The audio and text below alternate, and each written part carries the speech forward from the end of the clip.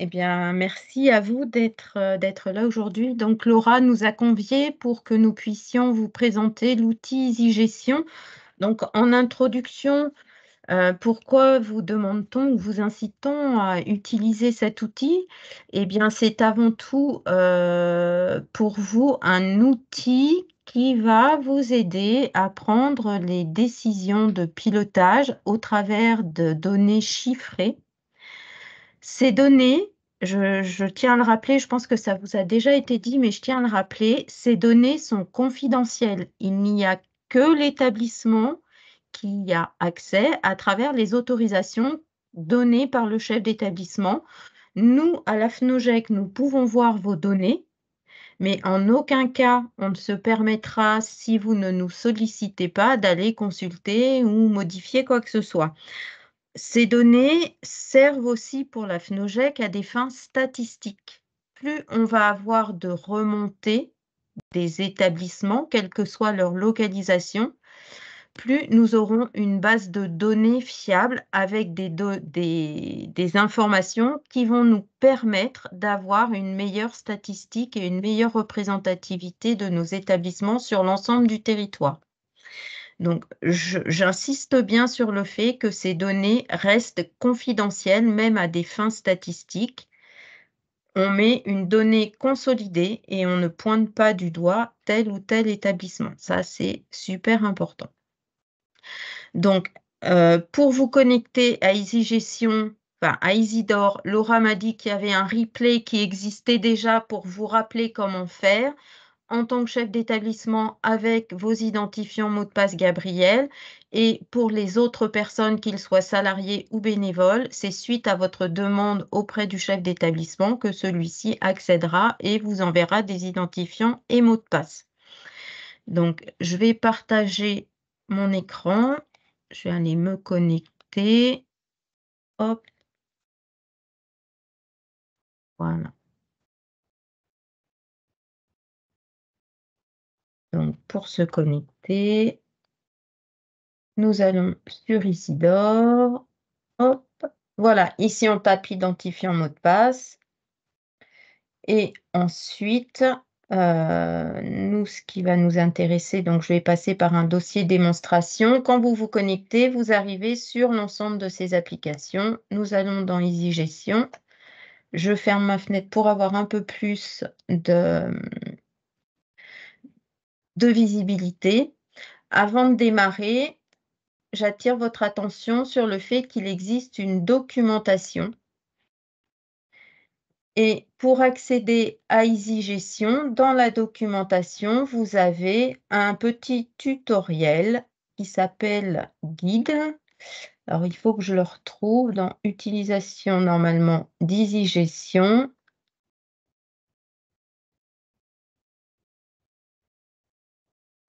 Tutoriel. Voilà. Et comment intégrer vos données comptables et extra-comptables.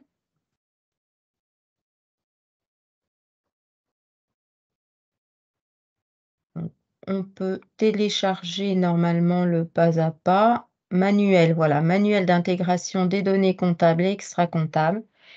Et ça va vous guider tout au long de la saisie pour faire les choses correctement. Donc, pour les données extra-comptables, ce sont toutes les données liées aux effectifs, à la restauration, au financement privé, au financement public, vos données de ressources humaines et vos données immobilières.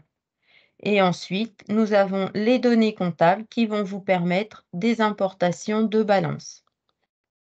Voilà, et ce petit guide va à travers différentes captures d'écran, pour ceux qui ne connaissent pas l'outil, vous guider, savoir où cliquer, ce que l'on doit faire à quel moment. Et vous avez, par exemple, pour les effectifs, la fenêtre effectifs qui s'affiche là. Vous pouvez aller vérifier vos effectifs. Quelle que soit la fenêtre où l'on se trouve, dès que l'on apporte une modification, on n'oublie pas d'enregistrer. C'est ça, c'est très, très important. Donc, ce petit manuel qui est à disposition. Je vous invite tous, bien sûr, à le télécharger si vous ne savez pas utiliser l'outil. C'est le premier pas.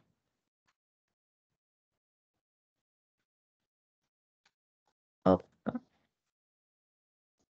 donc nous retournons à l'accueil et ce qui va nous intéresser aujourd'hui, c'est ma situation financière. Donc, je vais vous inviter à commencer par la saisie des données extra-comptables. Donc, il suffit d'ouvrir le bouton et par exemple, sur le financement privé, on va aller remplir cellule par cellule les éléments d'information concernant notre établissement. Hop. Même chose pour les financements publics. Petite particularité pour l'immobilier. J'entends souvent les personnes en charge de la saisie me dire: «Ah, c'est long, c'est fastidieux, c'est compliqué». Oui, c'est long et fastidieux la première fois, j'en conviens. L'avantage, c'est qu'une fois que c'est saisi, vous pouvez, d'une année sur l'autre, grâce à ce bouton, récupérer les données de l'exercice précédent. Donc, vous le faites cette année, l'année prochaine, eh bien, vous récupérez vos éléments d'information et ensuite, vous pouvez ligne à ligne, s'il y a eu des modifications, des agrandissements, des changements d'affectation de locaux, eh bien, vous pouvez aller modifier ceci. Vous pouvez renseigner les éléments d'information de votre propriétaire et ensuite, vous pouvez aller modifier, voilà, le type de la structure, nom de la structure et l'affectation des classes, enfin des pièces, pardon. J'ai terminé, je n'oublie pas d'enregistrer. Une fois que ces données extra-comptables ont été saisies, là, on va pouvoir passer à l'importation des données comptables. Là, nous allons passer un petit peu plus de temps. Donc, dans les logiciels de comptabilité, principalement avec Agathe et Charlemagne, donc je crois que vous êtes plus sous Charlemagne si je me souviens bien. Non, pas forcément? Oui. Enfin, il y a une majorité sur Charlemagne. On a encore quelques-uns sous Agathe, mais la majorité a basculé sur Charlemagne. Donc, que ce soit sous Charlemagne ou sous Agathe, il y a la possibilité de communiquer entre le logiciel de comptabilité et notre outil EasyGestion. Donc, il y a un bouton d'exportation dans le menu comptable qui va vous générer une balance au format Excel que l'on va pouvoir venir importer ici. Et vous allez me dire, oui, mais si je suis ni sous Agathe ni sous Charlemagne, eh bien, tout simplement, ici, on vous propose de télécharger un modèle Excel de balance, ce qu'il faut faire, et ensuite, vous reportez vos données de balance dans le modèle de façon à le rendre compatible avec Isidore et on fera le même process. Vous voyez, ça se présente tout simplement. Numéro de compte. Alors, il faut que chaque colonne soit bien renseignée. Donc, j'ai besoin d'un numéro de compte, d'un libellé. Ça, c'est obligatoire. S'il n'y a pas le libellé, ça ne fonctionnera pas. Et ensuite, on renseigne le solde, débit ou crédit. Ça, on l'enregistre sur notre bureau. Et ensuite, on va tout simplement aller rechercher en cliquant sur Parcourir. Là, je n'ai pas de balance sous le coude. On va sélectionner son dossier et on va valider l'importation. Et on va pouvoir suivre ici qui a importé les balances et à quelle date, sur quel exercice. Donc, on voit ici que j'ai importé la balance 21-22 le 4 janvier 2024. Je suis identifiée. Ici, j'ai fait 22-23 le 4 janvier 2024 également. Donc là, comme je l'ai déjà fait, j'annule. Une fois que j'ai importé ma balance, je vais aller l'harmoniser. Harmoniser la balance, chez nous, ça veut dire je m'assure que mon plan comptable en établissement, donc les numéros de compte qui sont à gauche de l'écran, correspondent bien au plan comptable en vigueur dans l'enseignement catholique. À partir du moment où j'ai ces petites croix roses, enfin violettes, ça veut dire que je suis en conformité. Donc ici, tout est bon. Si toutefois le compte n'est pas bon, vous allez avoir une matérialisation, si je ne m'abuse, par un triangle. Et vous allez pouvoir, en cliquant ici et en utilisant le petit combo, eh bien, aller rechercher dans la nomenclature de l'enseignement catholique le bon compte. Une fois que j'ai fini d'harmoniser, j'enregistre. Donc, la première des choses à s'assurer, c'est est-ce que j'utilise bien la nomenclature en vigueur? Si je ne l'utilise pas, j'harmonise avec les bons comptes. Et c'est aussi l'occasion de faire remonter à la personne qui gère la comptabilité ou au trésorier que nous ne sommes pas sur la dernière version en vigueur. Donc, une fois que j'ai terminé ma saisie comptable et ma saisie extra-comptable, c'est là où je vais pouvoir obtenir des informations complémentaires. Donc, c'est ce que l'on appelle le dossier de gestion institutionnel qui se constitue de différents éléments. Donc, par défaut, tout est sélectionné. Je vais pouvoir appeler plusieurs années. Et ici, vous aurez la possibilité de vous comparer à un territoire. Donc, vous êtes en Guadeloupe, eh bien, vous aurez le territoire de Guadeloupe. Et pour des établissements de même typologie, je suis une école, eh bien, je vais pouvoir me comparer à une autre école, enfin, aux autres écoles. Mais pour avoir ces éléments de comparaison, eh bien, il faut que vos collègues en territoire aient rempli l'information. S'ils n'utilisent pas l'outil, eh bien, vous n'aurez pas d'éléments de comparaison. Donc, d'où l'importance, voilà, on commence ici à comprendre l'importance que maximum d'établissements utilisent et renseignent l'outil. Donc, dans les éléments que nous avons du dossier de gestion institutionnelle, il n'y a pas besoin de tout imprimer, vous voyez, la liste est longue. Donc, dans un premier temps, on va prendre les éléments de synthèse, les 5 tableaux indicateurs, l'évolution de la CAF en fonction du nombre d'élèves, le bilan, le compte de fonctionnement, le compte de résultat et éventuellement la balance. Ici, je vais me comparer sur 2 années. Je vais pouvoir ensuite aller personnaliser mon impression. Donc, pour éviter que ça prenne trop de temps à la génération du dossier, j'enlève tout ce qui est éléments graphiques qui, dans un premier temps, voilà, pour moi, n'apporte rien de plus à la présentation. Après, lorsque vous êtes en présentation de CA, eh bien, il est peut-être plus parlant, effectivement, de demander les graphiques. Et je clique tout simplement sur Résultats et là, il vous faut patienter quelques instants. Donc, une fois qu'on a cliqué, vous voyez, ça peut prendre un petit peu de temps. Ça ne sert à rien de cliquer comme je sais faire largement 50 fois sur Résultats. Ça ne le fera pas arriver plus vite et vous risquez de faire bugger l'application. Donc, on clique une fois et on patiente.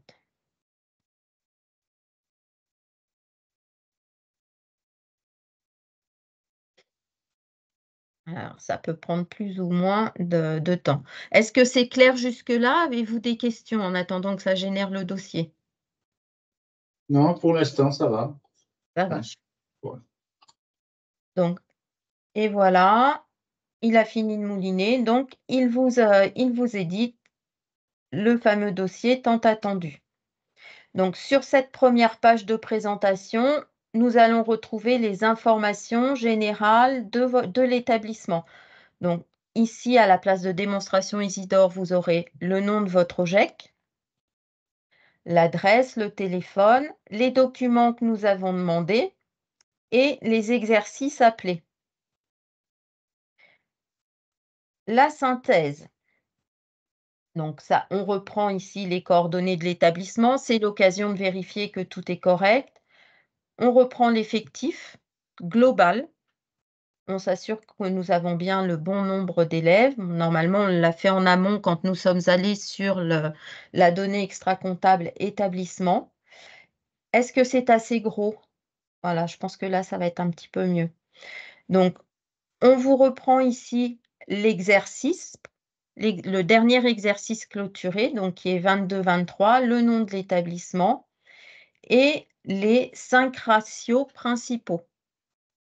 Donc, les ratios principaux, vous avez la capacité d'autofinancement exprimée en pourcentage, la capacité exprimée en euros, le fonds de roulement, le coût net de personnel après retraitement, le coût des locaux et des équipements et l'amortissement du long terme en année et par élève. Donc, est-ce que avez-vous des questions par rapport à ça? Est-ce qu'il y a des ratios qui ne sont pas clairs pour vous dans ce que nous venons de dérouler? Pour moi, non. Bon, après, j'ai un trésorier, donc je pense que ça devrait. Le trésorier, ça fait peu de temps qu'il est là. Il D'accord. découvre Isidore. C'est la première fois que je vois Isidore cette année, donc j'ai même D'accord. pas encore l'accès à Isidore, hein. La directrice ne me l'a pas encore donné, donc sincèrement, je vous écoute, mais sans plus. Je peux rien faire de plus que écouter Mais et essayer c'est de déjà bien. comprendre ce que vous nous dites. D'accord. Donc, en établissement, nous avons 5 ratios principaux que nous reprenons, ici, pour lesquels il y a des fourchettes préconisées par la FNOGEC dans lesquelles on essaye de se situer. Donc, la capacité d'autofinancement, c'est les disponibilités qu'a l'établissement pour pouvoir autofinancer ses investissements et ses remboursements d'emprunt, sachant que le remboursement d'emprunt, on préconise qu'il ne consomme pas plus de 50% de la CAF. Donc, j'ai déjà 50% de la CAF qui peut être réservée pour le remboursement d'emprunt. Bon, là, par définition, on voit qu'en 22-23, on a une CAF négative. Donc, ça devrait déjà susciter quelques questions. Ensuite, on a notre fonds de roulement. Le fonds de roulement, ça va être la capacité que vous allez avoir sur l'année à fonctionner avec vos disponibilités. On reviendra après plus en détail sur les fourchettes. Le coût net du personnel après retraitement. Nous avons dans nos établissements des salariés au GEC qui représentent l'ensemble des personnels et qui vont avoir un coût, euh, un coût de fonctionnement. Et là, on vous parle de coût net après retraitement. Donc, après retraitement, ça veut dire que à nos coûts de personnel au GEC, on va ajouter, si nous sommes en prestation sous-traitée, un pourcentage de la facture sous-traitée à nos coûts de personnel. En restauration, après une étude qui avait été menée par la FNOGEC, on avait déterminé que sur l'ensemble de la facture de restauration, 45% du montant de cette facture était lié directement aux frais de personnel de la société de restauration. Donc, pour avoir une vérité proche de la réalité, si je devais, moi, demain, être en restauration autogérée, eh bien, quel coût de personnel supplémentaire j'aurais dans mon coût net de personnel de l'établissement. Donc, le retraitement, donc, je vous ai dit, restauration, généralement, nous avons le ménage, l'entretien des espaces verts. Entretien des espaces verts, ménage, la masse salariale représente à peu près 90% de la facture. Ça peut être plus, ça peut être moins. Par défaut, c'est 90%. Si vous avez affiné en entretien avec votre prestataire et que vous dites que c'est 96 ou 97%, eh bien, vous pouvez l'ajuster. Si c'est moins, pareil, vous pouvez l'ajuster. Et ce coût net de personnel est retraité également des aides à l'emploi que l'on peut percevoir lorsque l'on a des contrats aidés. Alors, je ne sais pas chez vous, mais chez nous, ces contrats tendent à disparaître. En tout cas, en métropole, ça tend à disparaître. Voilà. Le coût des locaux et des équipements, c'est le financement que vous allez consacrer pour entretenir les locaux, payer les loyers, éventuellement les équipements nécessaires au bon fonctionnement de ces locaux. L'amortissement du long terme, donc on vous dit, c'est l'emprunt restant dû. Donc quand il est exprimé en années, ça veut dire combien d'années de CAF me faut-il pour rembourser mes emprunts. Donc là, on voit qu'en 2022-2023, on est NS, non significatif. Ça veut dire que nous sommes passés l'année d'avant de 14 ans à non significatif. Donc, il va falloir aller analyser pourquoi je suis à 14 ans et ensuite je suis non significatif. Sachant qu'ici, on est sur une CAF négative. Donc, ça va être compliqué de continuer à pouvoir rembourser nos emprunts. L'amortissement du long terme par élève, donc ça, c'est en montant global. Et là, par élève, on voit qu'on est quand même à 2 188 €. Ensuite, le montant de la contribution versée à la GFIP, la taxe d'apprentissage et le mécénat. Alors là, je découvre, ce sont 3 lignes qui ont été rajoutées. Est-ce que tu en sais un peu plus, Laura? Pourquoi on nous a demandé ça? Non, là, j'ai pas l'info. Et comme moi, tu découvres. C'est ça. D'accord. Bon.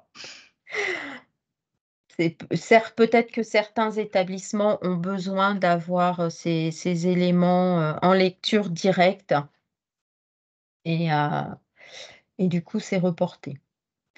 Donc, ces éléments que nous avons ici en tableau, on les retrouve sur un radar. Donc, en bleu, vous avez l'OGEC idéal. Rassurez-vous, je n'ai jamais vu encore d'OGEC tendre à 6 points partout. Ensuite, nous avons notre OGEC. Donc, j'attire votre attention sur ce radar personnalisé de l'OGEC. Lorsque nous tendons vers les préconisations de la FNOGEC, on va arriver effectivement, comme ici, en fond de roulement, à 4 ou 5 points sans problème. Par contre, je vais avoir un fond de roulement qui va être supérieur à ce qui est préconisé par la FNOGEC. Eh bien là, la note du radar va se trouver dégradée. On peut se dire, bah, j'ai plus, donc je suis confortable au niveau de mes disponibilités. Donc, je suis à 6. Eh bien non, comme je ne suis pas dans la fourchette, il avait été décidé d'attribuer, on va dire, des points négatifs. Donc, au lieu d'être à 6, eh bien, vous allez pouvoir redescendre. Donc, ce radar, il ne faut pas rester en première lecture dessus. Il va vraiment falloir, avant tout, aller analyser les pourcentages de ratio. Et ces pourcentages, on va les retrouver juste après. Donc, le tableau 0, c'est le tableau synthétique, c'est la matérialisation en données en pourcentage avec les références de fourchettes recommandées. Donc, si on reprend notre capacité d'autofinancement, on voit l'évolution 21-22, puis 22-23. On constate qu'on a perdu quelques élèves en cours de route. Ma CAF qui était positive devient négative. Et là, vous voyez, ici, ma CAF est positive, peu importe le montant, elle n'est pas en rouge. Elle devient négative, elle est en rouge. Donc, en gros, tout ce qui va être en rouge dans le tableau va devoir amener une interrogation et bien sûr une analyse un peu plus approfondie. On vous dit qu'en pourcentage des produits courants encaissables, lorsque vous payez un loyer, vous devez vous situer entre 8 et 12%. Lorsque vous n'avez pas de loyer, vous êtes situé entre 15 et 18%. On voit qu'ici, je suis bien en deçà, quelle que soit ma situation, des 8 et 15%. Et bien sûr, ici, j'ai une CAF négative, donc forcément, mon pourcentage va se trouver négatif également. Où est-ce que je vais pouvoir savoir, enfin voilà, où est-ce que je vais pouvoir aller trouver l'information? Est-ce que je paye un loyer? Est-ce que je paye pas un loyer? Je suis nouveau, je suis nouvel arrivant, je n'ai pas l'information. Eh bien, tout simplement dans ma balance, que je vous rappelle que la balance, c'est la liste des comptes utilisés pendant l'exercice. Donc, location, je crois que c'est 613. Et on voit qu'ici, j'ai une location immobilière à hauteur de 1 003 €. Alors, est-ce que 1 003 € est un loyer significatif ou c'est plutôt un loyer modéré, voire proche d'une gratuité? Je pense que pour un ensemble scolaire, payer 1 003 € de loyer, voilà, on ne peut pas considérer que ce soit une charge.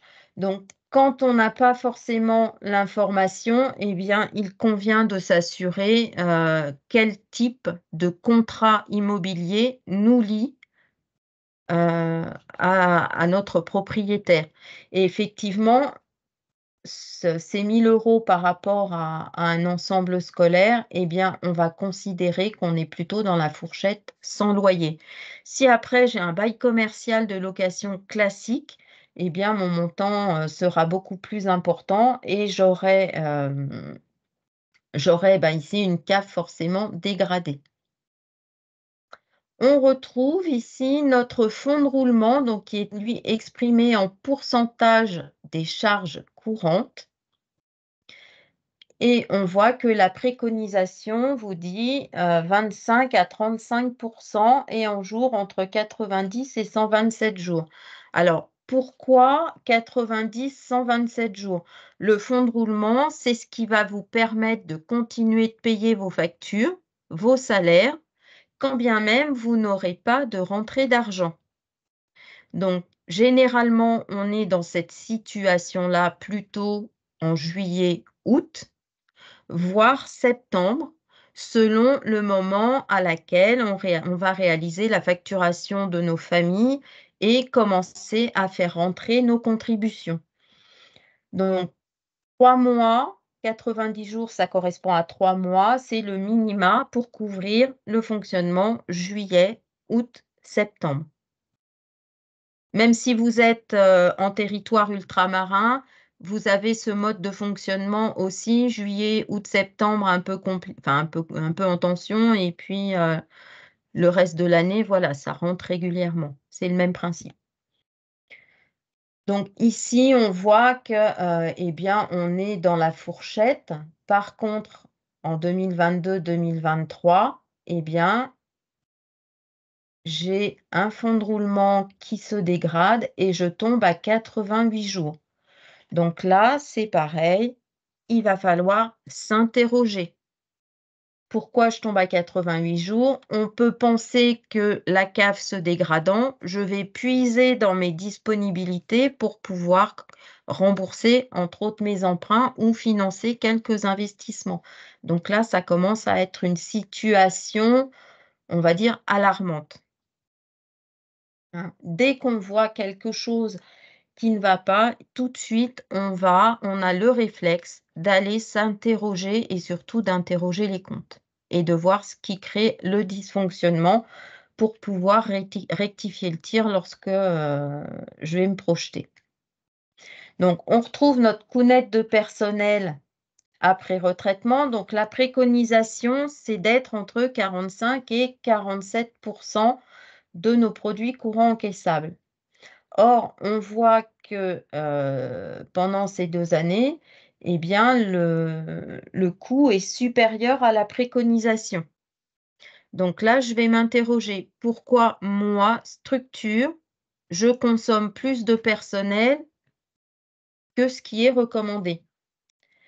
Alors, ça peut s'expliquer. On peut être au-dessus du ratio si j'ai une configuration d'établissement particulière. À savoir, j'ai une école à un endroit, un collège à un autre endroit et une restauration, pardon, à une troisième adresse, et que ça va nécessiter des déplacements. Qui dit déplacement dit personnel supplémentaire pour encadrer nos élèves. Voilà, il faut pouvoir le justifier. Si vous n'avez pas de cas particulier, eh bien là, il va falloir rentrer dans l'analyse de la masse salariale, qu'elle soit interne ou externe, si j'ai de la sous-traitance, et voir ce qu'il va être possible d'engager comme restructuration, économie, pour pouvoir diminuer ces charges de personnel. Alors, dans tous les établissements, ce coût net de personnel, c'est quand même le poste de charge le plus important. Donc, c'est vraiment très important de devoir, de bien maîtriser ce poste-là. On voit que pour les fluides, on préconise 4%. Alors ça, c'est une préconisation nationale. Donc, peut-être n'avez-vous pas les mêmes problématiques dans les îles qu'en métropole. Là, nous, aujourd'hui, on a le chauffage. Je vous vois en t-shirt, le ventilateur, voilà. Donc, nous, on a nos problématiques de chauffage. Mais vous allez peut-être avoir des problématiques de climatisation. Et la clim, ça consomme de l'électricité au même titre qu'un radiateur peut chez nous en consommer. Donc, je pense que ces 4%, vous pouvez vous appuyer dessus. Donc, on a de l'eau, de l'énergie. L'énergie, ça peut être l'électricité, le fioul, euh, le gaz. Voilà, je ne sais pas comment vous chauffez vos établissements, si tant est qu'il y ait du chauffage. Il y a bien une période dans l'année où vous chauffez. Non? Bon, Non, pas du alors, tout. pas du tout. On Donc, ventile plutôt. voilà, donc du coup, vous allez vous poser la problématique, je suis au-dessus, eh bien, est-ce qu'il n'y a pas une amélioration à faire dans la gestion de la climatisation en établissement ou de la ventilation en établissement? Parce que même ce qu'on voit derrière vous, Monsieur Meunier, un ventilateur, voilà, ça consomme de l'énergie. Ça ne fonctionne pas tout seul. Donc, ce coût de fluide, il est également à maîtriser, surtout avec les hausses des contrats d'énergie que nous connaissons aujourd'hui. Il faut vraiment, là, dans mon exemple, même si c'est un établissement fictif, quand on arrive à 10% ici, c'est qu'il n'y a pas eu forcément l'anticipation de l'inflation dans l'établissement. Ils ont leur contrat et puis ils ne se sont pas posés plus de questions que ça. Donc là, c'est peut-être bon de réinterroger au moins les contrats d'électricité pour le fonctionnement, et peut-être contrat de gaz pour la restauration. Voilà, réinterroger ces deux contrats. Et puis, ma collègue Sophie Pouvreau du pôle économie-gestion également a fait quelques notes d'information, fiches pratiques, mini-séries sur comment réaliser des économies juste par la prise de conscience et le geste au quotidien. Je sors d'une pièce, eh bien, je pense bien à éteindre ma lumière. L'établissement n'a plus d'élèves, eh bien, je pense à baisser le degré de rafraîchissement dont j'ai besoin. Voilà, des petits gestes du quotidien qui vont faire que je vais essayer de faire baisser ma facture d'électricité. Pour l'eau, pareil, l'eau devient une ressource rare, donc on ne laisse pas les robinets ouverts et on incite les élèves à faire attention. Et généralement, nos élèves sont plutôt des éléments moteurs quand on propose ce genre d'initiative. Ensuite, la pédagogie et l'accompagnement des élèves. Donc, on préconise 8% maximum et on voit que là, nous sommes quand même à un pourcentage constant de 15%. il faut absolument aller analyser cette pédagogie des élèves. Donc, c'est bien de faire des choses pour les élèves, mais par exemple, lorsque je mets en place une sortie scolaire ou un voyage scolaire, est-ce que, au final, je suis à l'équilibre ou est-ce que je suis déficitaire? En gros, comment sont financées cette pédagogie et cet accompagnement des élèves? Le coût des locaux et des équipements entre 20 et 23%. Là, 22%, ici 20%. Vous allez me dire: «Oui, mais il est en rouge». Alors c'est l'arrondi, ça doit être 19,95 et quelques, donc ça nous arrondit à 20%, mais dans le calcul du ratio, lui, il prend le montant réel. Donc voilà, tant qu'on est dans la fourchette, on ne se pose pas trop de questions. Bon là, forcément, on voit que mes résultats, diminuent, donc il va falloir repenser peut-être cette ligne-là de façon à maintenir l'entretien courant et ne pas laisser l'établissement se dégrader. On va peut-être aussi prioriser les actions à mener. Et se dire: «Bah oui, ça peut attendre, on peut le reporter, attendre de remonter un peu la pente et se relancer, sur ces travaux-là». Ou alors: «Non, il y a urgence, je fais celui-là, mais je vais prioriser et tout ce qui va pouvoir être décalé dans le temps, eh bien, je vais le décaler». Mes frais de gestion, voilà, on fait attention, hein, gestion, c'est tout ce qui est gestion administrative, donc on va faire attention à ne pas, trop dépenser. Les charges financières, pareil, on voit que là, on reste raisonnable. Et poste important, tout ce qui va être achat lié pour la restauration et l'hébergement. On dit que ça représente 7% de nos produits courants. Bon, là, on voit que nous sommes légèrement au-dessus de la norme, enfin de la norme préconisée. Donc peut-être tirer la sonnette d'alarme et dire: «Attention, sur ce poste-là, il serait intéressant de faire des économies». Alors, si vous êtes dans un établissement en excellente santé qui dégage beaucoup d'excédents, je dirais qu'à la limite, ici, être à 8-9%, ici, être à 15%. Bon, 15%, c'est le double quand même. Voilà, si on est en bonne santé et qu'on peut se permettre ce genre de dépenses parce que, il y a une réelle nécessité, pourquoi pas? Vous aurez quand même pris le temps d'aller voir ce qui faisait que vous dépassez la fourchette, mais rien d'alarmant. Vous êtes comme l'établissement que je vous présente en démonstration, un établissement en difficulté, et bien là, effectivement, il va falloir aller chercher des économies pour les années à venir. Le total de nos charges courantes, bon là, il y a pas de fourchette puisque de toute façon, c'est le constat de l'ensemble de nos charges courantes. Donc on voit que, on passe de 3 496 000 à 3 619 000, donc on a quand même une hausse significative, alors qu'on perd des élèves. Donc ça veut dire que nous avons des charges fixes qui consomment énormément du budget. Donc les charges fixes, eh bien, on va essayer de les compresser, voire de les diminuer. Ensuite, on passe aux ressources.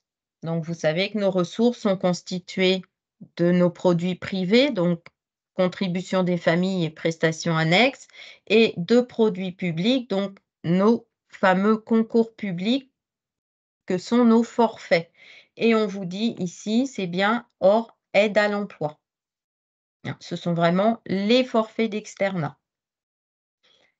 Donc, ce que l'on constate ici, c'est que nos contributions des familles représentent 55% de nos ressources contre 39% de nos concours publics. Donc, ça veut dire que nos familles, enfin, l'établissement plus exactement, n'est pas dépendant du financement public. Ce financement public est obligatoire, donc on en a besoin pour fonctionner, mais la majorité de nos produits provient bien, de nos ressources famille. On vous présente ensuite le résultat courant, le résultat net comptable. Donc, ces éléments-là, il faut bien s'assurer qu'ils correspondent au montant que vous avez en comptabilité. En général, quand on fait l'exportation de la comptabilité, on a le même montant. Quand on fait une exportation, enfin une importation liée à du retraitement parce qu'on n'a pas la possibilité de faire l'export depuis notre logiciel comptable, parfois il y a des erreurs de saisie et on peut voilà, avoir assez facilement à ce niveau-là si on retombe bien sur les mêmes éléments. Ensuite, on retrouve ici notre amortissement du long terme, donc qui doit être compris entre 5 et 7 ans de CAF. On avait 14 ans, on est bien repassé à non significatif. Est-ce que c'est clair jusque-là? C'est bon? Oui. Et les tableaux... Oui, pardon, Non, non, c'est clair. c'est clair? Les tableaux suivants vont reprendre, on va dire de façon plus détaillée, l'ensemble des éléments que nous venons de voir. Donc, vous retrouvez le coût net de personnel après le retraitement, dont les aides de l'État et dont le personnel hors sous-traitance. Donc là, on a tout le monde. Ici, on déduit les aides de l'État. Et là, on a le personnel OGEC. Donc, ce qu'on peut constater ici, c'est qu'on n'est pas en sous-traitance et qu'on ne perçoit pas d'aide de l'État puisque les trois montants sont identiques. On retrouve nos fluides. Donc, la pédagogie et l'accompagnement des élèves, là, on va distinguer deux choses. Les achats que l'on va faire pour la pédagogie et les activités. Et on voit que le ratio le plus important, ce sont les activités. Donc là, nécessairement, je vais aller interroger les équilibres de ces activités et essayer de comprendre pourquoi ça consomme autant et voir comment elles sont financées et si elles sont financées. Encore une fois, quand on est dans un établissement où la santé économique et financière est viable, voilà, que l'on ne fasse pas supporter aux familles des coûts supplémentaires, ça peut s'entendre. Quand on est dans un établissement comme ici en difficulté, eh bien, ça contribue à creuser l'augmentation des charges. Maintenant, même si vous êtes un établissement en bonne santé et que vous ne demandez pas de contribution, de participation complémentaire aux familles pour ces activités, si vous constatez un décalage, c'est une situation pour moi qui est risquée car lorsque vous allez demander aux familles de participer, ne serait-ce qu'une somme dérisoire, eh bien, elles ne vont pas comprendre puisque jusqu'à maintenant, c'était tout le temps gratuit. Pour elles, c'est considéré comme gratuit puisqu'il n'y a pas de financement complémentaire à apporter. Donc ça, après, c'est une discussion à avoir avec le chef d'établissement et à minima le bureau ou le conseil d'administration. C'est la stratégie financière de l'OGEC que l'on va questionner. Voilà, on retrouve nos locaux.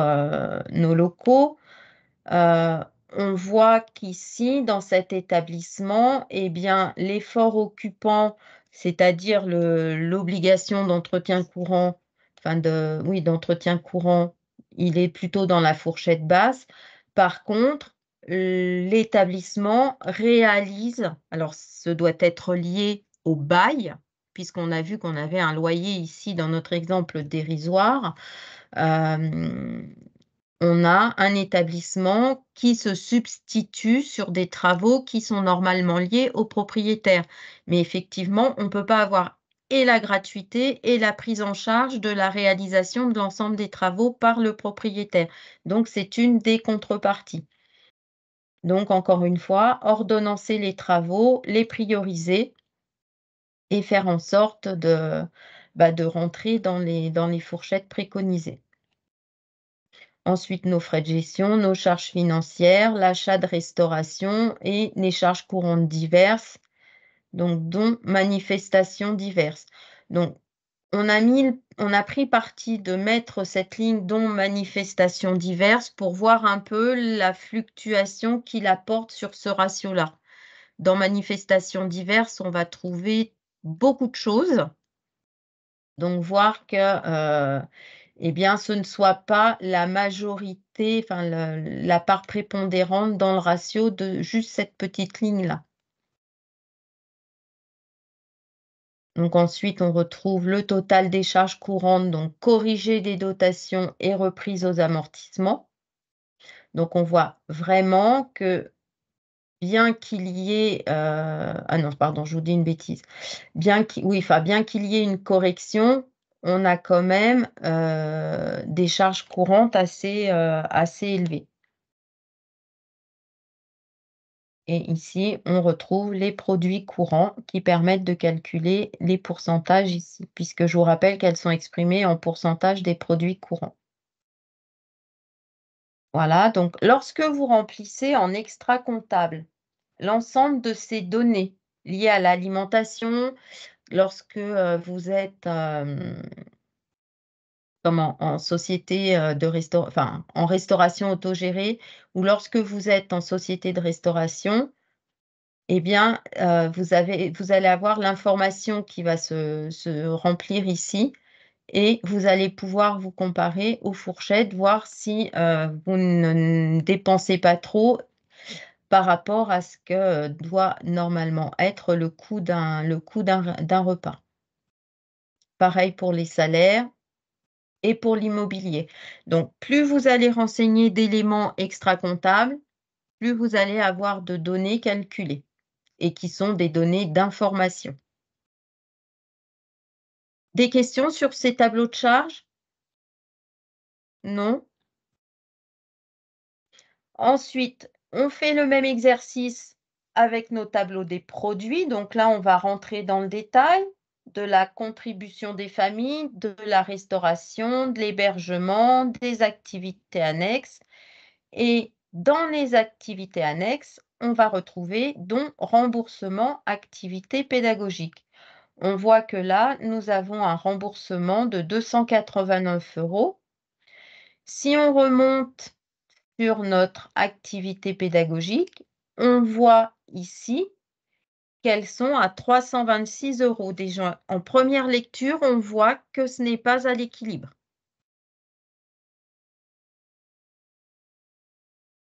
Ensuite, nous avons la comptabilisation de nos forfaits, donc État, donc pour collège, lycée, région, c'est le financement de nos lycéens, département, le financement de nos collégiens, commune, le financement des élèves domiciliés sur la commune et les autres concours publics que l'on pourrait avoir éventuellement ici. Donc, on voit bien que nos contributions des familles restent supérieures au montant des concours publics ici. On voit qu'on n'a pas de contrat aidé puisqu'on n'a pas d'aide à l'emploi. On perçoit quelques subventions. Nous avons d'autres produits courants. Il n'y a pas de manifestations diverses. Donc, on a ensuite le montant de nos ressources courantes. Total des produits courants, nous avons moins d'élèves, mais on peut constater quand même qu'il y a une augmentation de ces produits.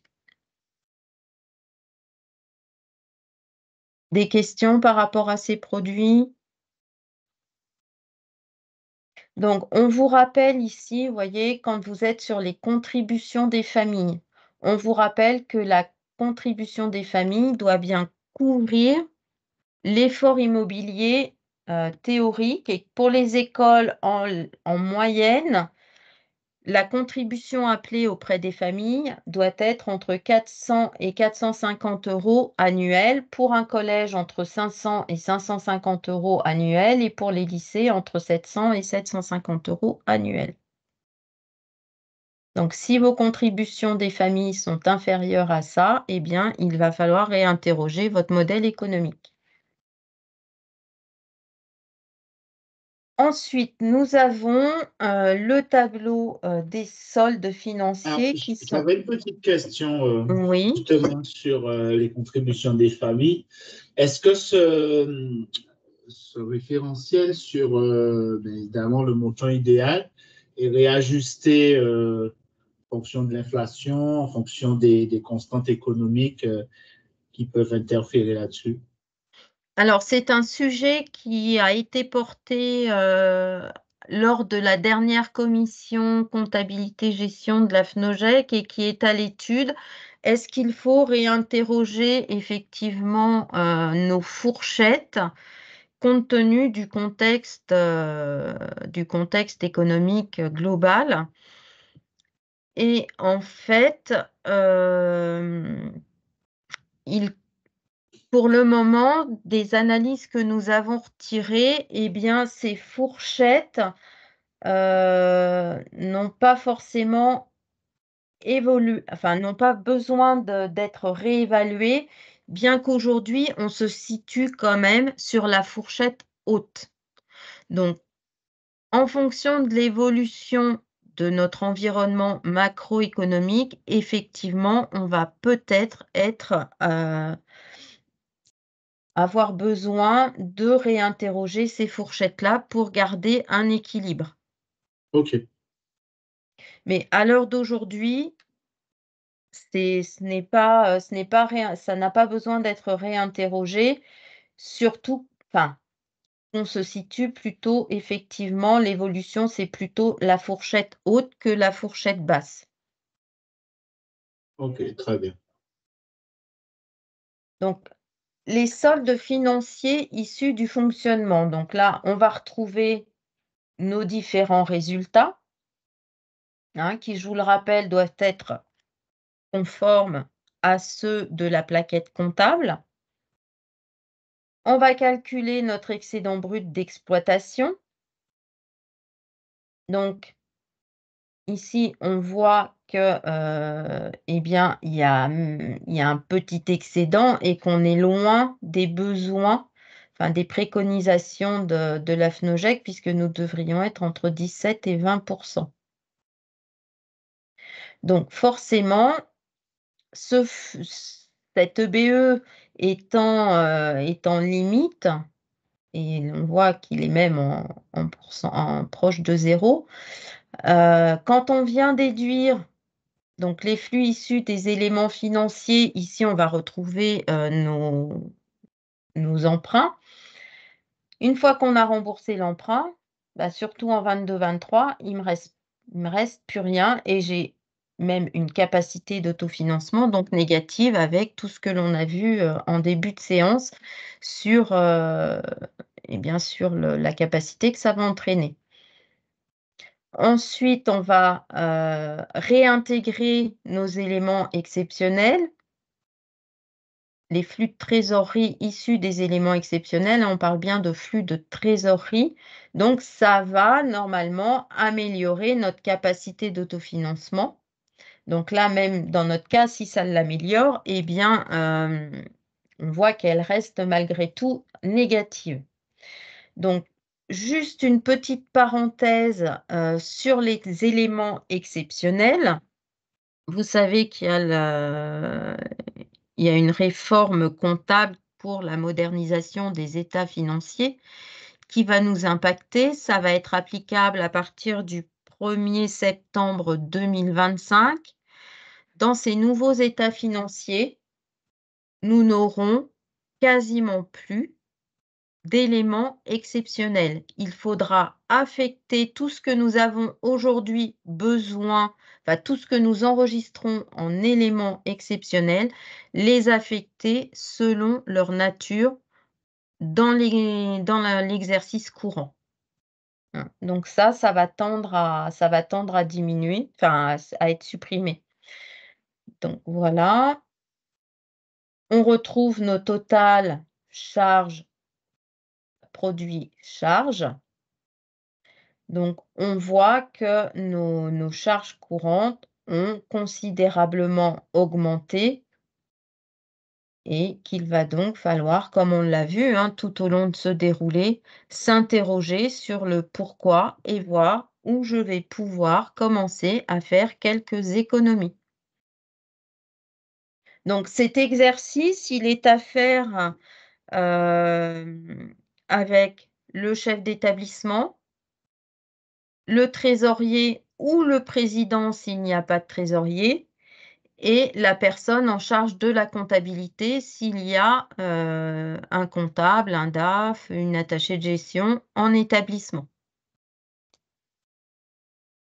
À 3, on réfléchit mieux que tout seul. Et de toute façon, quoi qu'il arrive, il va falloir présenter ça en conseil d'administration et ensuite vous allez prendre les décisions de façon collégiale. Avez-vous des questions sur ces soldes de fonctionnement? Non. Ensuite, notre situation patrimoniale. Eh bien là, on va analyser les différents éléments que nous avons au bilan à la fin de l'année. Donc, on va retrouver nos actifs immobilisés. Donc, on voit que d'une année sur l'autre, ici, ça a augmenté. Donc, on a investi. Notre actif circulant, dont l'actif réalisable et l'actif disponible. Donc, notre actif réalisable, on voit qu'il a un petit peu augmenté. Par contre, on voit que notre actif disponible a quand même considérablement diminué. Donc, effectivement, j'imagine aisément que compte tenu de la situation que nous avons vue en amont, eh bien, je suis allée puiser dans mes réserves pour payer de l'investissement, du remboursement d'emprunt et puis mes factures, forcément. Ensuite, on a une analyse du passif, donc de comment je vais financer mon actif. Donc, on voit nos différents capitaux. Donc, effectivement, les capitaux permanents, on voit qu'ils ont diminué. On n'a pas de fonds dédiés et on voit également que mes dettes à moyen long terme ont considérablement augmenté. Mais tout est lié. Forcément, je rencontre quelques difficultés de trésorerie. Donc, je vais tirer sur mes délais, je vais rallonger mes délais de paiement. Donc, ce qui n'est pas forcément une bonne chose. Et on voit que les dettes à court terme, elles, par contre, ont légèrement diminué, mais elles restent quand même dans l'ensemble stables. Voilà. Avez-vous des questions sur cette situation patrimoniale, ces comptes de bilan? Non. Ensuite, on revient en détail sur notre structure financière. Pas de mystère, ça reprend tous les éléments que nous avons déjà vus en amont. Donc, on a un fonds de roulement qui se détériore. Notre besoin en fonds de roulement, là, on pouvait vivre, on n'avait pas forcément besoin de financer, alors que là, on voit, on a un gros besoin de financement. Qu'on a une trésorerie disponible qui diminue, on avait 119 jours, on passe à 82 jours. Donc forcément, au bout d'un moment, ça va gêner. Et ensuite, ma situation financière. Donc, ce petit ratio-là, créances à encaisser, famille, élèves, étudiants, apprentis, on vous dit qu'il doit être compris entre 0 et 3%. Effectivement, c'est en fin d'année, le pourcentage en euros que je dois aller récupérer auprès de mes familles. En gros, quelles sont les familles qui, au 31 août, n'ont pas soldé leurs factures, que ce soit scolarité, restauration, prestations annexes et éventuellement sortie pédagogique. Donc ça, il est important d'en avoir un suivi, je dirais, mensuel. Quand on est en situation un peu délicate, eh bien, chaque euro que nous aurons été chercher tendra à améliorer un petit peu la situation. Là, on voit que l'établissement fait un bon suivi puisque, il est dans la fourchette préconisée, mais il tend à augmenter. Et puis, on est aussi en situation inflationniste. L'inflation, elle touche les établissements, mais elle touche aussi les familles qui peuvent rencontrer des difficultés passagères. Donc, on voit que, la couverture du court terme, on peut encore l'assurer. L'autonomie financière, ben forcément, compte tenu des difficultés que l'on rencontre, elle diminue. Mon financement permanent, il diminue. Et puis, mon amortissement du long terme, donc combien d'années de CAF il me faut pour rembourser. Compte tenu que j'ai une CAF négative, il ne peut plus me le calculer.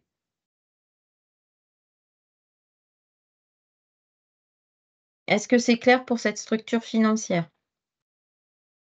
Oui, Et oui. ce petit graphique ensuite que j'aime bien, donc évolution de la CAF en fonction du nombre d'élèves. Donc ici, vous avez les charges fixes de l'OGEC. Donc elles sont quand même assez importantes. C'est un établissement avec 1091 élèves. Voilà, on a vu qu'on avait des charges fixes quand même assez autonomes. Ici, vous avez le calcul de la marge sur coût variable et le croisement de ces deux droites va vous donner un seuil d'alerte, c'est-à-dire que vous êtes sur une CAF à 0. Pour financer cette CAF à 0 enfin pas pour financer, mais pour obtenir cette CAF à 0, on vous dit que vous devez avoir, dans le contexte économique actuel de l'établissement, 1107 élèves. Or, vous n'en avez que 1091. Donc, il n'en manque pas beaucoup, mais certes, il en manque. Donc, la situation de l'établissement se dégrade et j'ai une CAF négative. Pour être dans la préconisation de la FNOGEC, il faudrait que l'établissement scolarise 1321 élèves. Donc là, il en manque un bon paquet. Donc, ce petit graphique est facile à lire parce qu'on voit où on se situe. On a l'alerte, là, le minimum d'élèves que l'on doit avoir pour être en situation confortable et la situation réelle d'établissement. Eh bien, à partir de ne serait-ce que de ce graphique, on se rend compte que nous avons des coûts fixes qui sont beaucoup trop importants par rapport à la réalité de l'établissement. Donc, c'est là où on va s'asseoir autour d'une table et on va analyser ratio par ratio la situation et voir comment on va pouvoir redresser l'établissement. Donc là, on le Une voit bien. question. Oui, Justement, par rapport à ce graphique et le seuil d'alerte, que ce soit pour les effectifs ou la CAF, alors généralement, on le retrouve surtout au moment de la clôture des comptes sur l'exercice écoulé, où on se retrouve, voilà, on fait on a déjà l'attestation. démarré l'année suivante. Voilà, on a déjà démarré l'année suivante. Est-ce que, par exemple, je ne sais pas si c'est vraiment, on peut appeler ça une simulation, mais en se basant sur ce fameux graphique, est-ce qu'il évolue? Est-ce que c'est possible d'avoir des projections en cours d'exercice? Par exemple, quand on a commencé l'année, on se dit, bon, bah, tiens, l'année dernière, on avait ce seuil-là en termes d'exercice, mais on sait bien qu'il est mouvant, ce ratio. Il évolue en fonction du contexte de gestion. Tout Alors, à la fait. base de l'an dernier n'est pas forcément tout à fait à l'identique avec celle de l'année en cours, mais est-ce que sur la base, par exemple, de cette année écoulée, il est possible de faire des projections Tout à fait.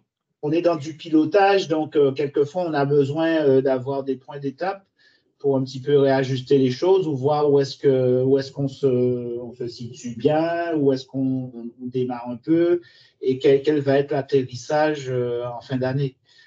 Alors, en matière de gestion, nous préconisons, bien sûr, de se projeter. Donc, il y a le prévisionnel, c'est une chose.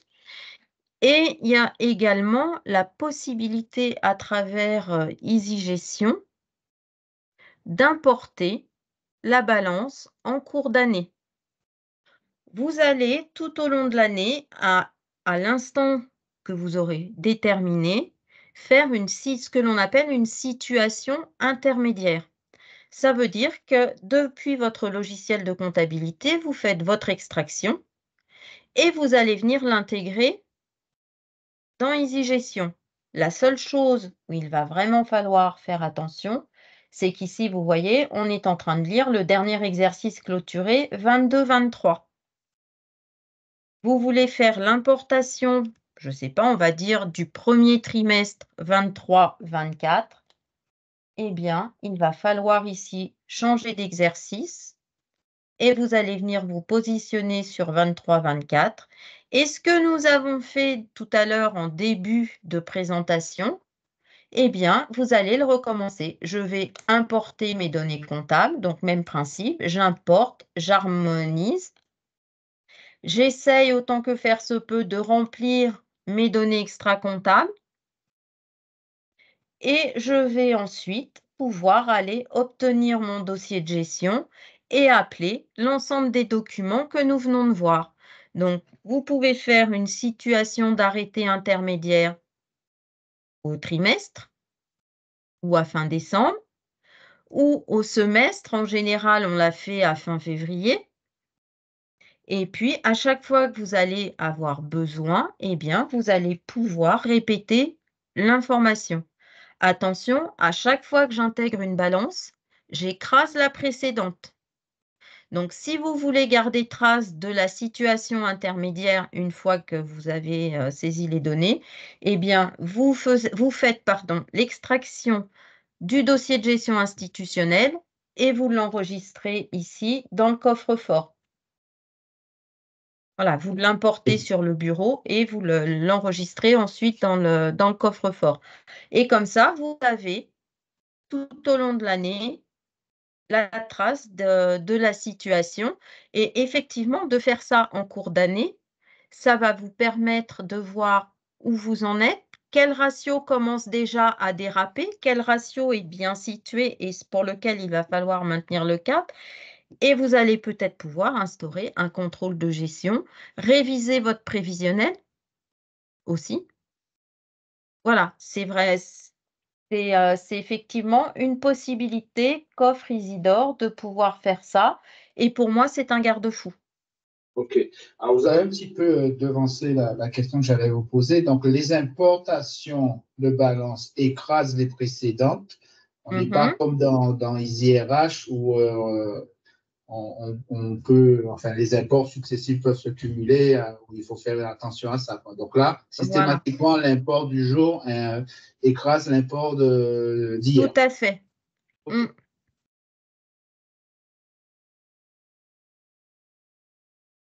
Alors, j'ai pas eu le temps de voir. Alors, attendez. La question d'Elisabeth, est-ce que les membres du CSE ne voient pas ne voient pas la situation intermédiaire? Là, j'ai besoin de l'appui technique de Laura. Mais le CSE, normalement, le CSE n'a pas accès à EasyGestion, mais à EasyRP. EasyRP, il me semble. Alors, Laura, tu m'entends ou tu es occupée?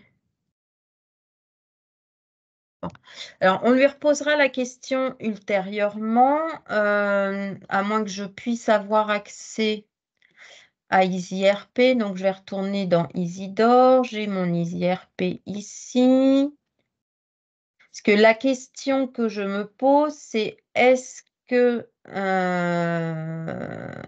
voilà, si je vais sur la gestion, puisque c'est lié à EasyGestion,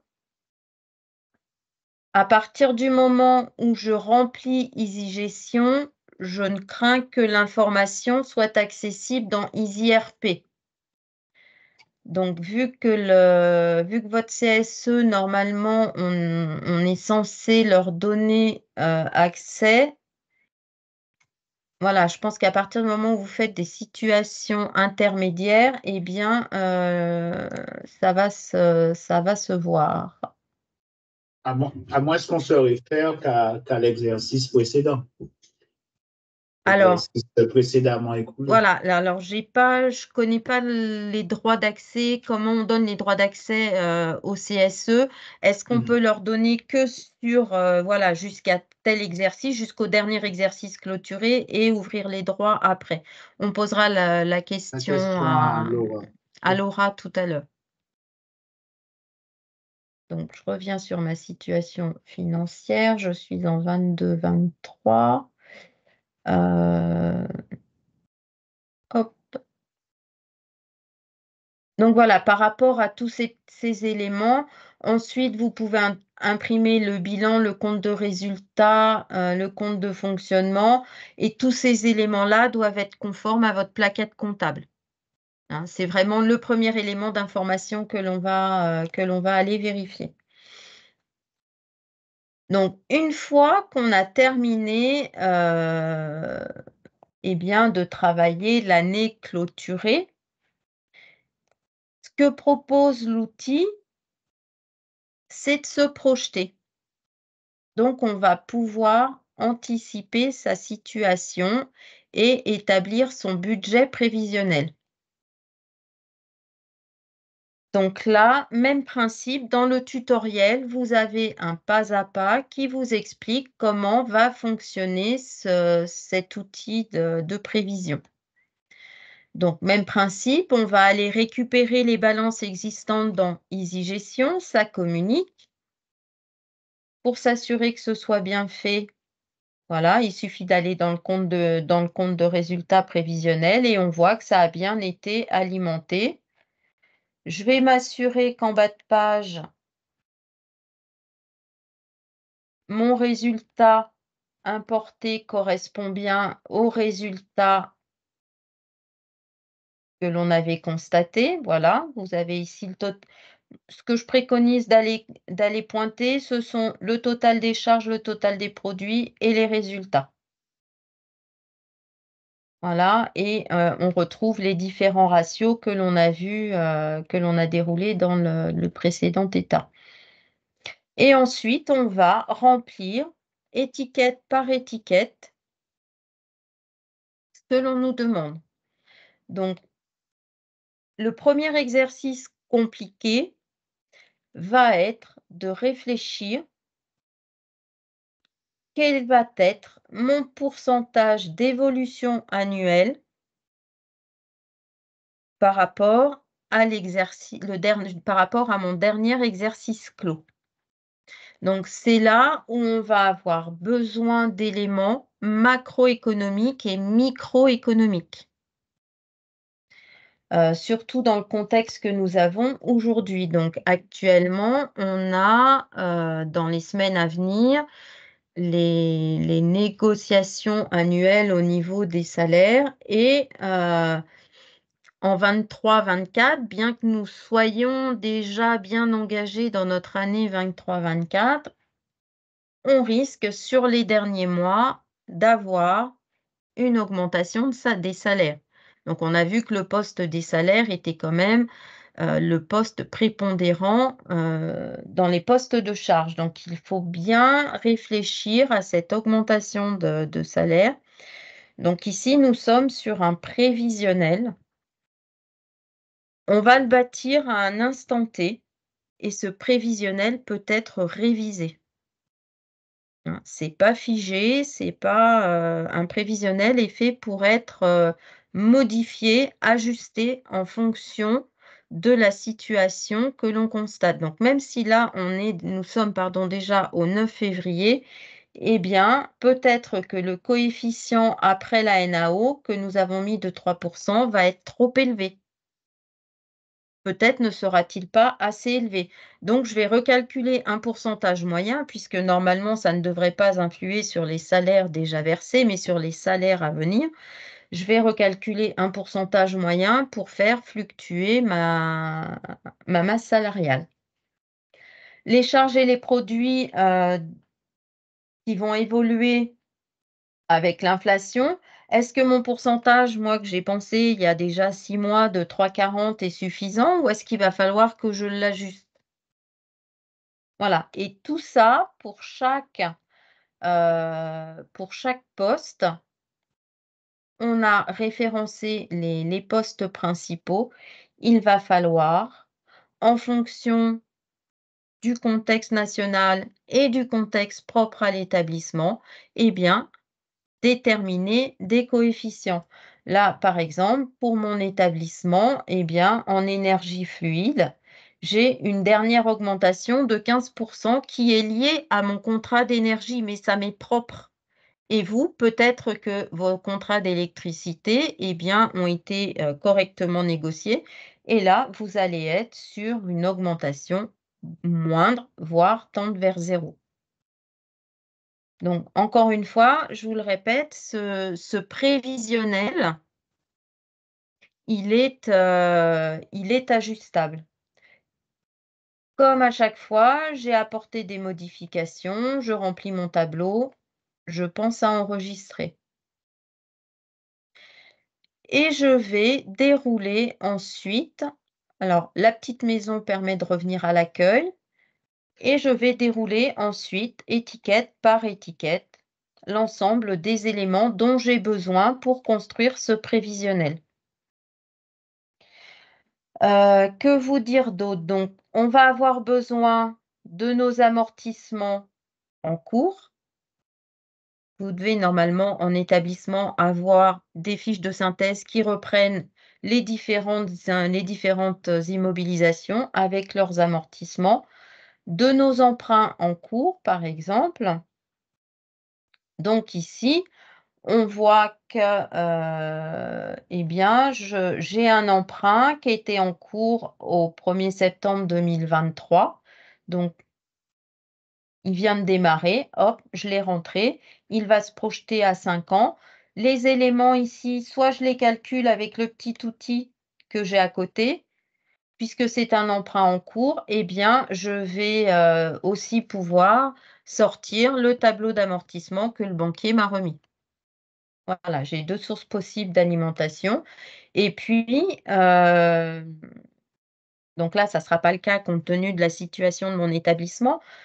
Je vais, envisager ici, dans mon plan pluriannuel d'investissement, des investissements et je vais, à un moment donné, me poser la question de comment je vais financer ces investissements?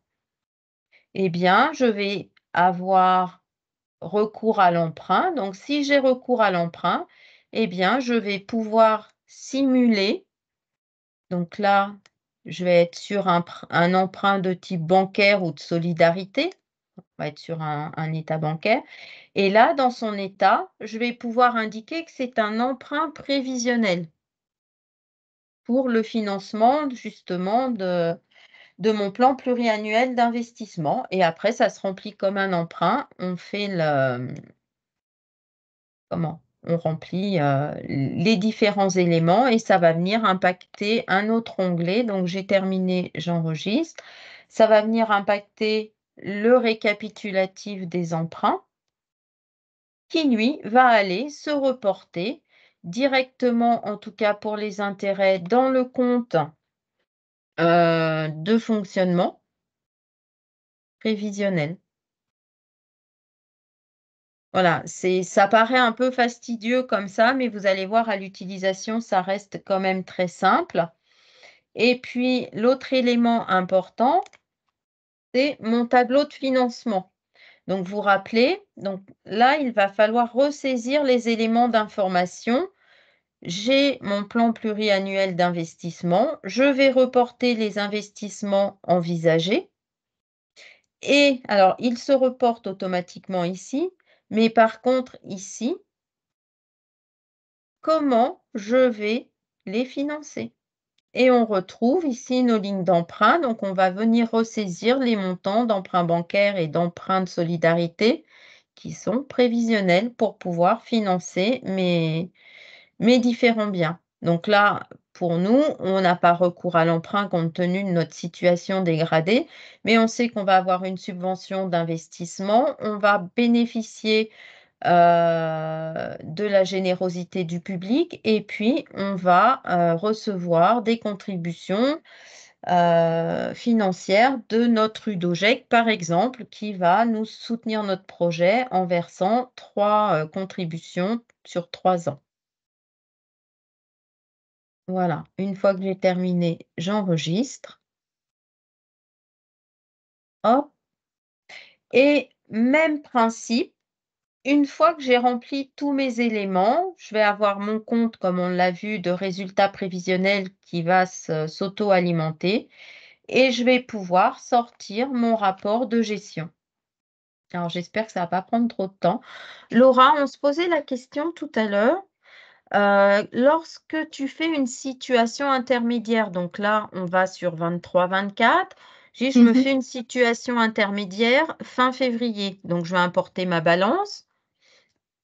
Moi, je vais pouvoir avoir accès à l'ensemble de mon dossier de gestion institutionnelle. Est-ce que cette alimentation, du coup, va alimenter EasyRP Oui. de façon... Voilà. Donc, Mm. c'est bien ce qui me semblait, mais je préférais avoir confirmation.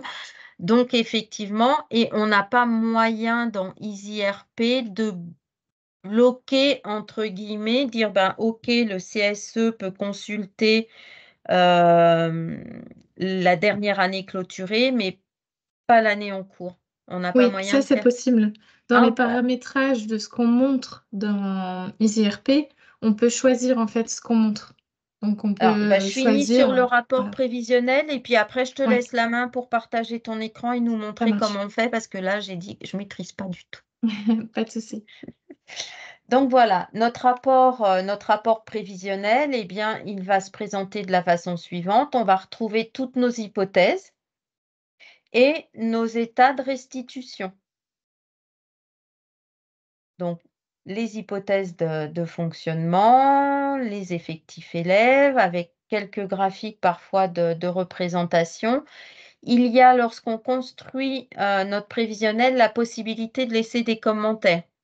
Voilà, j'applique tel pourcentage parce que ça permet une lisibilité supplémentaire pour ceux à qui vous transmettez le document.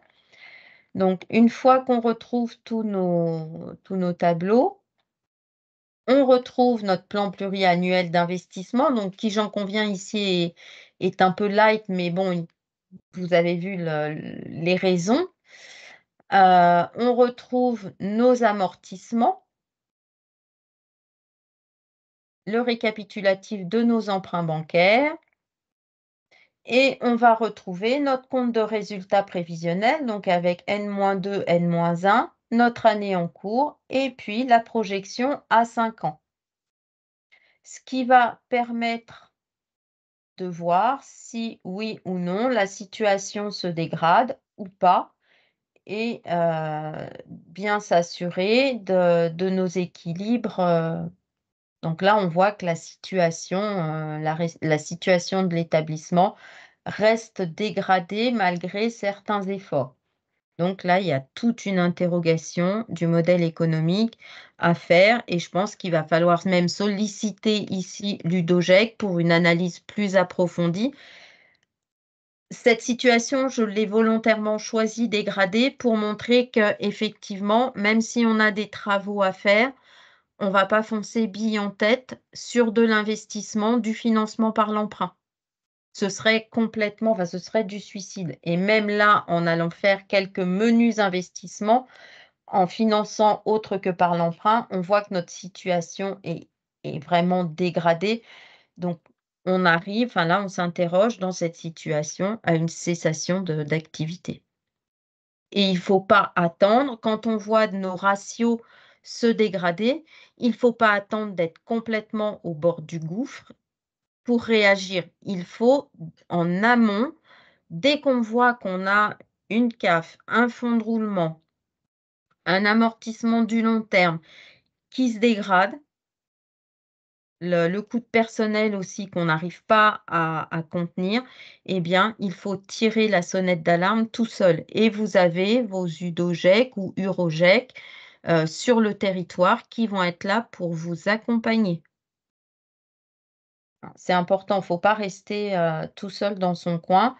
Là, vous voyez le graphique du fonds de roulement, il est carrément parlant, quoi. On voit que la situation, elle tombe dans les abysses à moins 6 millions. Enfin, c'est juste pas possible. La capacité d'autofinancement, pareil, on était en positif en 21-22 et plus ça va, plus on descend et surtout, malgré tout ce qu'on va pouvoir mettre en œuvre, eh bien, on n'arrive pas à remonter la pente. Et ça, dès l'année ici 23-24, c'est quand même une situation pour moi de cessation de paiement. Si je reprends mon fonds de roulement, on est encore à l'équilibre, mais on est quand même sous zéro. Donc, aller payer vos salaires avec zéro en poche, ça va être compliqué. Aller payer vos fournisseurs, ça va juste pas être possible. Donc là, déjà là, l'année d'avant, voire 2 ans en avant, quand on a construit notre prévisionnel et qu'on a vu ce graphique se détériorer sur la projection, eh bien, on tire déjà la sonnette d'alarme. Ou peut-être tout simplement, j'ai fait une erreur en construisant mon tableau. C'est possible aussi. Mais mieux vaut s'en assurer. Donc voilà, on retrouve ici l'évolution de la CAF en fonction du nombre d'élèves. Alors non plus avec le graphique, mais avec les droites, mais sous forme de bâton. Donc rien de compliqué. La seule chose, c'est que ça prend du temps. Il faut vraiment se poser les bonnes questions et bien regarder. Alors, je sais bien qu'on se projette, mais bien regarder les situations antérieures pour pouvoir se projeter correctement au moindre doute, à la moindre dégradation, sauf si cette dégradation est expliquée et que dans les projections, elle remonte, eh bien, on tire la sonnette d'alarme. Non, ça, là-dessus, je suis claire. Avez-vous des questions par rapport à tout ce que nous venons de voir avant que je passe la main à Laura? Oui, concernant, au niveau territorial, la remontée des données de gestion se fait quand les données au niveau établissement ont été archivées, c'est bien ça, ou clôturées, Alors, à minima, pour clôturé. l'exploitation des données. On n'est pas obligé d'attendre, comme je peux l'entendre souvent, l'approbation des comptes en AG.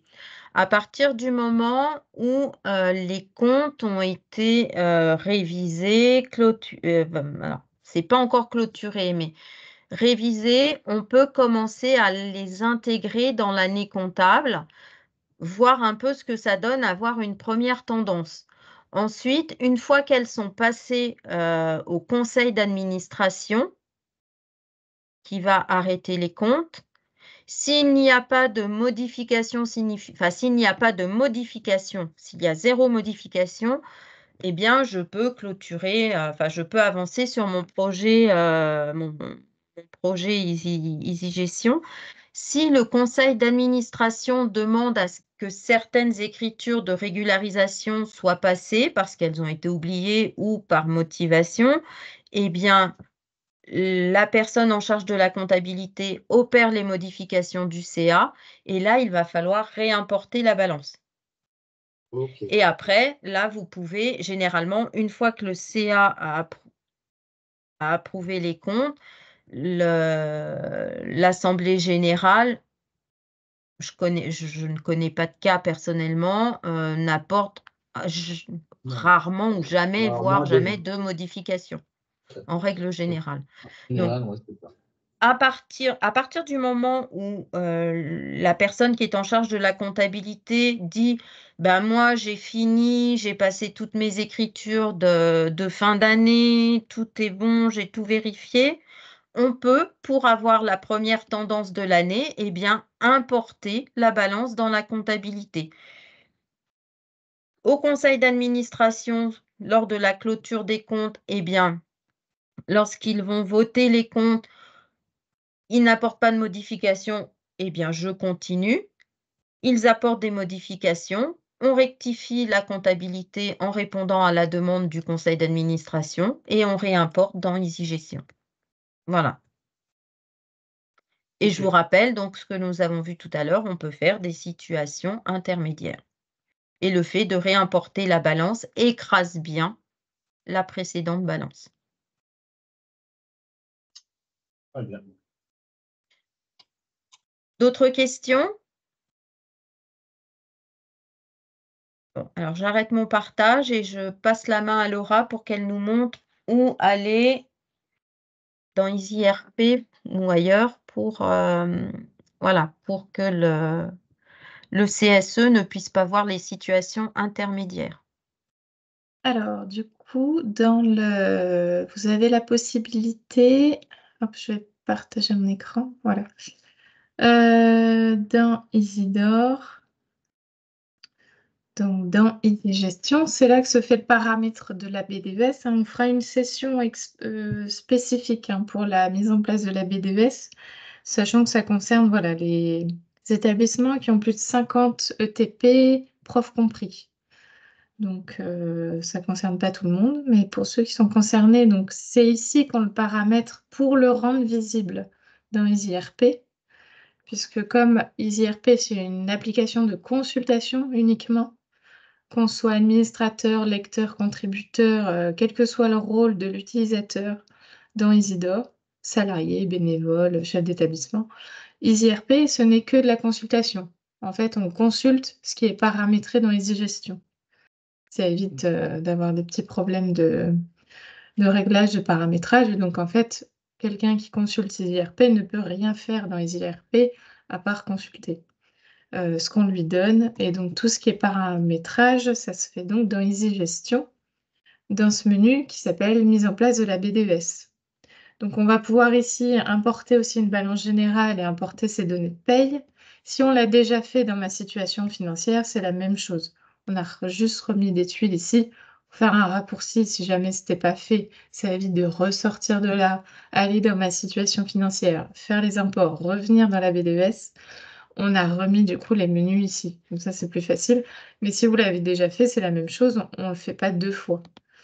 Donc, si on a importé une situation intermédiaire, du coup, ça va se retranscrire dans la BDES, sauf que ça va être sur l'année, par exemple, 23-24. Et donc, dans les paramétrages généraux, vous pouvez choisir en fait l'année que vous souhaitez montrer.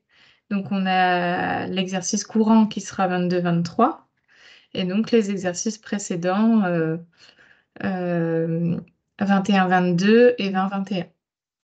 Donc, du coup, vous montrez ces exercices clôturés voilà, au niveau BDES et l'exercice 23-24, du coup, vous ne le montrez pas. OK. Voilà. Super, merci. Ça, il y Laura. aura un module exprès. On va faire une petite vidéo exprès pour expliquer la BDES. OK.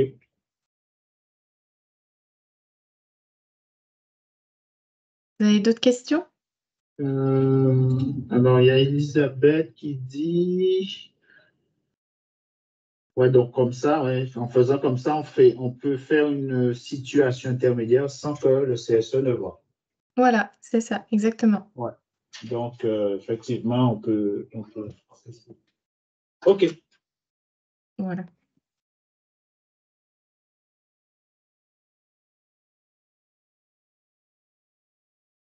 Bon, et bien maintenant, il n'y a plus qu'à. Il n'y a C'est plus ça. qu'à. Alors, si À je résume, sensibiliser les établissements et puis faire en sorte que la donnée remonte. c'est ça. Donc, si je résume, par exemple, pour Jean-Claude qui commence là sur Isidore, la première chose à faire, c'est faire un import de sa balance. Et puis, Non, non, non, pas du pas tout. comme ça. La Pas comme ça. première chose à faire, c'est que son chef d'établissement lui accorde Oui, oui, non. Alors, évidemment, identifiant et un mot de C'est passe. ça. c'est sûr que s'il n'a pas les accès, il ne pourra pas faire grand-chose. Voilà, C'est sans ça. accès, On est d'accord. il ne D'accord. peut rien La faire. première chose, c'est les droits d'accès, c'est vrai. Mais pour, Après, voilà. Willy, pour les bénévoles, tu as aussi le chemin. Oui, je peux Willy le peut faire créer aussi. le Hein. président d'OGEC. Ouais. Et c'est le président d'OGEC qui peut donner accès à son trésorier. Tout Ou à après, fait. Willy peut le faire aussi Ouais, à je la peux main le sur faire les aussi. utilisateurs. Bon, si je vois que Sandra traîne un peu trop, bon, Voilà. je vais lui passer Ça un évite petit de coup de fil. bloquer en fait le bénévole. Voilà. Il y a toujours Willy qui peut intervenir et qui a la main C'est ça. pour créer des comptes utilisateurs pour les Bon, parties, on la partie va gérer bénévole. ça, Jean-Claude. Si Sandra Oui, traîne il un petit n'y peu a pas de trop, problème. on va gérer ça. OK, c'est parfait. Bon. Il y a pas Je d'autres vais- questions. Ensuite, après mot de passe et identifiant, la première des choses à faire, c'est d'importer la dernière balance de l'exercice comptable clôturé Mhm. dans l'outil EasyGestion, de l'harmoniser comme on l'a vu au début avec la nomenclature comptable de l'enseignement catholique si les comptes ne sont pas bien utilisés au départ. Et puis de renseigner dans la mesure du possible l'ensemble des éléments extra-comptables. Et après, c'est parti, ça va mouliner tout seul et vous allez pouvoir sortir tous vos ratios et analyser. Parce que sortir les ratios sans analyser, ça ne va pas vous servir à grand-chose. Pas grand-chose. Mais voilà, c'est... Et puis, si toutefois ça devait bloquer, eh bien, vous sollicitez Willy dans un premier temps. Et si, parce que je ne sais pas, Willy, avez-vous un support, quelqu'un en support sur Non, c'est l'outil moi, Isidore? mais C'est vous. Donc voilà, si ça bloque, si bien vous vraiment n'hésitez on pas. a un blocage, Voilà, on revient vers par Laura. l'assistance. Oui, Ouais, après c'est moi. voilà, par l'assistance, pas directement sur l'adresse mail de Laura, mais par Oui, bien sûr. l'assistance. Et si je peux aider Laura, voilà, elle me transfère également les messages et derrière l'assistance, du coup, se cache Laura, mais je peux participer aussi. Et si vraiment il y a un point technique qui bloque, eh bien, on peut se prendre un temps, voilà, sur EasyGestion uniquement pour moi. Le reste, je vous ferai faire des bêtises. Mais sur EasyGestion, on peut se prendre un temps de connexion par Teams, on se partage les écrans et on peut refaire les manipulations ensemble avec plaisir. OK. OK, merci beaucoup. Merci. Bien, merci à vous de vous être connectés, d'avoir passé 2 heures avec nous. Merci à vous aussi.